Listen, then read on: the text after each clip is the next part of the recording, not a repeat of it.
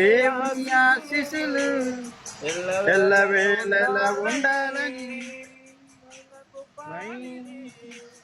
నిన్ను చల్లగా చూడాలని. హ్యాపీ బర్త్డే, దేవుని దీవించుగాక. హ్యాపీ బర్త్డే టు యూ వదిన. ఇలాంటి పుట్టినరోజులు ఎన్నో జరుపుకోవాలి. మరి అందరూ కూడా ప్రార్థించండి వీళ్ళిద్దరి కోసం కూడా. మరి లైవ్ లో ఎంతగానో మరి వీళ్ళిద్దరూ చేసిన పనికి మనము ఈ రీతిగా చేయగలమని ఒక ఆనందం. మీ ఆనందాన్ని ఏం వ్యక్తపరిచేశారు అబ్బాయి, బాగా వ్యక్తపరిచేశారు బాబు. నిజంగానే మీరు అసలు అని కాదు. ఇంకో చరణం ఉంది. ఒకసారి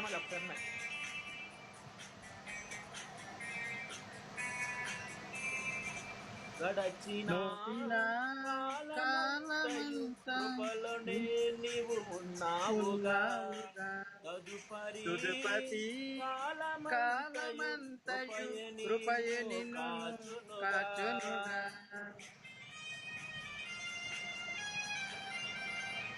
గడచిన కాలమంతయు కృపలో ఉన్నావుగా.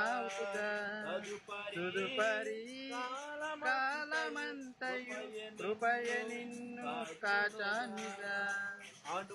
అనురాగమే ఆశిషుగా ఉండాలి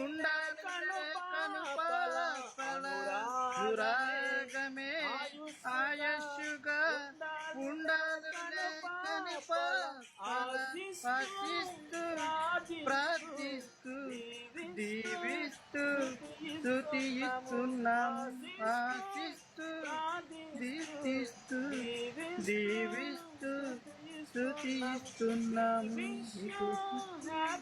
happy birthday, God bless you, you wish you happy birthday, God bless you.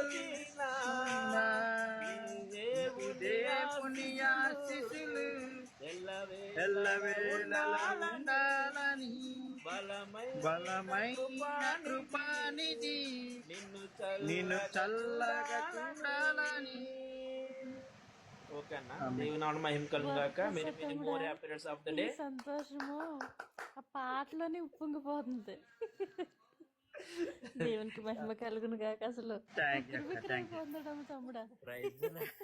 ఇంకా ఎవరైనా పాడరాకుంటే పాడమ్మా, అవకాశం. పాట కాదు, మీకు ఒక షాకింగ్ విషయం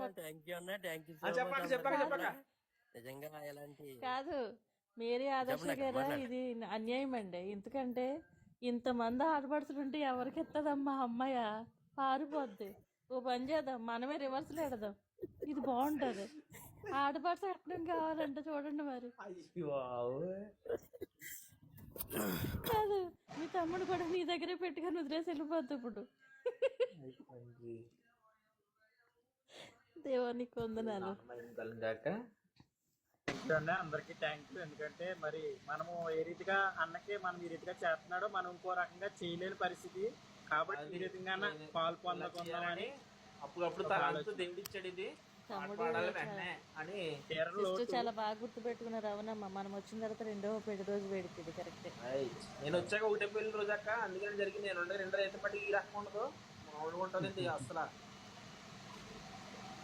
సరే, పాట పాడతారా? ముగించుకున్నాం ఇంకా. వందనాలు.